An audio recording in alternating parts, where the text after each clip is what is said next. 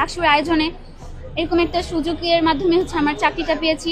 চোখে মুখে আনন্দ, হাতে চাকরির অফার। কয়েক ঘন্টা আগেও যারা ছিলেন চাকরি প্রার্থী, তাদের কেউ কেউ এখন নিজেকে পরিচয় দিচ্ছেন চাকরিজীবী হিসেবে। ঢাকা বিশ্ববিদ্যালয়ে টিএসসি প্রাঙ্গণে এমনই দৃশ্য যেন জন্ম দিয়েছে বাংলাদেশের রাজনীতির এক নতুন গল্পের।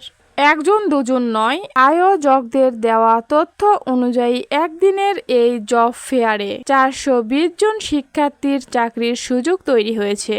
আর সবচেয়ে বেশি আলোচিত বিষয়, চাকরিগুলোর মধ্যে কিছু কিছু পদের বেতন 50,000, 1 লাখ, এমনকি 2 লাখ টাকা পর্যন্ত বলে দাবি করা হচ্ছে। চাকরি দিচ্ছে চীনা কোম্পানিগুলো।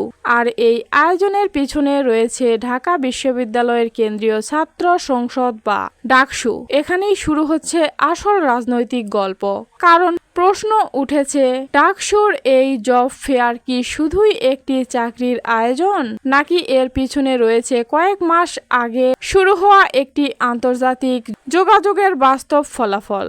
2024 সালের মে মাসে ডাকসুর 15 সদস্যের একটি প্রতিনিধি দল চীনা দূতাবাসে আমন্ত্রণে চীন সফরে যান। সফরটির নেতৃত্বে ছিলেন ডাকসুর ভিপি শিবিরের সাবেক কেন্দ্রীয় নেতা ভিপি সাদিক কায়েম।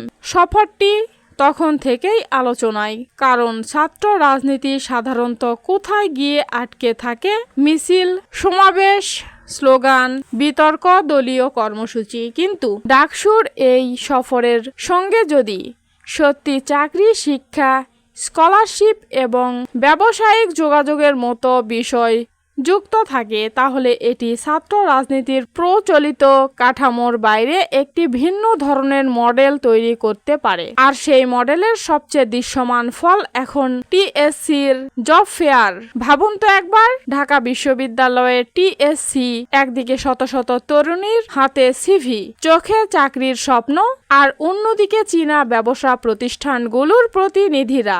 ডাকসুর দেওয়া তথ্য অনুযায়ী প্রায় 30টি চীনা কোম্পানির এই জব ফেয়ারে অংশ নিচ্ছিল শিক্ষার্থীরা।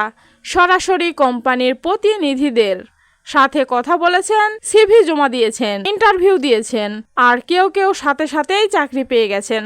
এখানেই চাকরির প্রার্থীর কাছে আয়োজনটি গুরুত্বপূর্ণ, কারণ বাংলাদেশের বাস্তবতায় একটি ভালো চাকরি পাওয়া এখন কঠিন প্রতিযোগিতার বিষয়।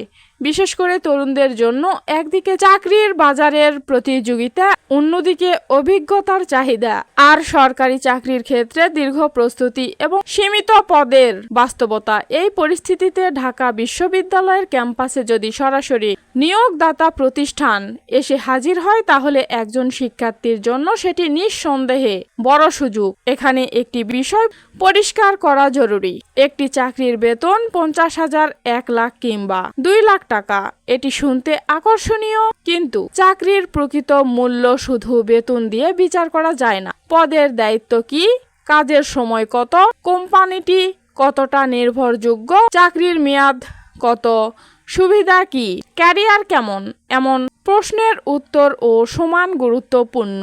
আর এখানেই ডাকসু বেছে নিয়েছে চীনের সেরা 30টি কোম্পানি।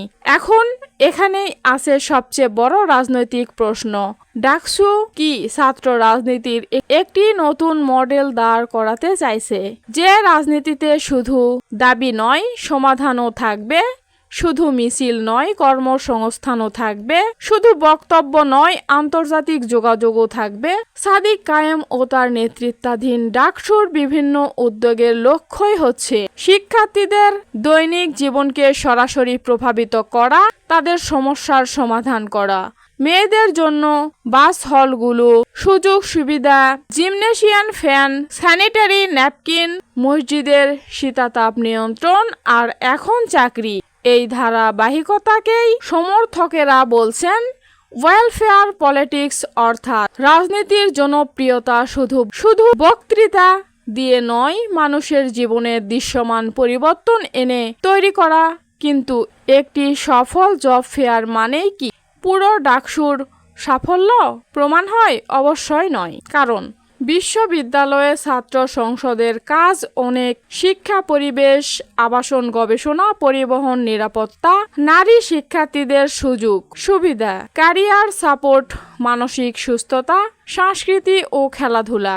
আর এইসব ক্ষেত্রে ধারাবাহিক সাফল্য দেখিয়েছে ডাকসু। শিবির নেতৃত্বাধীন ডাকসুর পাশাপাশি সে সময় চীন সফর করেছিলেন ছাত্রদল, কিন্তু তাদের অর্জন একেবারেই শূন্য। তবে ঢাকা বিশ্ববিদ্যালয়ের এই সুসময় আর মাত্র 1 মাস, তারপরেই বর্তমান ডাকসু নির্ধারিত মেয়াদ শেষ হতে যাচ্ছে। ক্যাম্পাসের বাতাসে এখন জোর গুঞ্জন। চলমান পরিস্থিতিতে বিএনপি কোনোভাবেই ডাকসু নির্বাচনে ঝুঁকি নেবে না, কারণ ডাকসু নির্বাচন মানেই শিবিরের বিপুল ভোটের জয়। তবে ক্যাম্পাসের সীমানা ছাড়িয়ে রাজনীতি বিশ্লেষকদের নজর এখন অন্যদিকে। ডাকসুর পর শিবিরের সাদিক কায়েমের নেক্সট মিশন কি? ঢাকা দক্ষিণ সিটি কর্পোরেশন ডাকসুতে সাদিক কায়েম যেভাবে ওয়েলফেয়ার পলিটিক্স বা জনকল্যাণমূলক কেন্দ্রীয় কাজ করেছে, সেই জনসেবার মডেল নিয়ে ঢাকা দক্ষিণ সিটি কর্পোরেশনে নামেন, তবে বিএনপি প্রার্থীর জন্য ঘুম হারাম হয়ে যাবে, যেখানে প্রথাগত দখলদারিত্বের বদলে অগ্রাধিকার পাবে নাগরিকদের চাকরি, শিক্ষা, স্বাস্থ্য ও নাগরিক সুবিধা। টিএসসিতে 420 জন শিক্ষার্থীর চোখে মুখে আজ যে আনন্দের হাসি ফুটেছে, তা কোনো দলীয় স্লোগানের ফসল নয়, তা হলো সততা, মেধা আর সঠিক নেতৃত্বের সাফল্য। আর এটি করে দেখিয়েছেন শিবির নেতৃত্বাধীন ডাকসু। রাজনীতির মূল উদ্দেশ্য যদি হয় জনকল্যাণ, তবে শিবিরের ডাকসু আজ দেশের প্রতিটি ছাত্র সংগঠনকে এক নতুন চ্যালেঞ্জের মুখে দাঁড় করিয়ে দিল। কথায় নয়, কাজে প্রমাণ। সাদিক কায়েমের এই ইতিহাস গড়ার পথ ধরে বাংলাদেশ কি তবে ইতিবাচক রাজনীতির এক নতুন ভোরে পা দিচ্ছে, নাকি সেই পুরনো পচা গলার রাজনীতিতেই ডুবে থাকবে? বাংলাদেশ, সময় এবং দেশের তরুণ সমাজই দিবে এর চূড়ান্ত উত্তর। প্রিয় দর্শক, বিষয়টিকে আপনি কিভাবে দেখছেন জানান মন্তব্যের ঘরে। আর এই চ্যানেলে নতুন হলে অবশ্যই চ্যানেলটিকে সাবস্ক্রাইব করে পাশেই থাকবেন।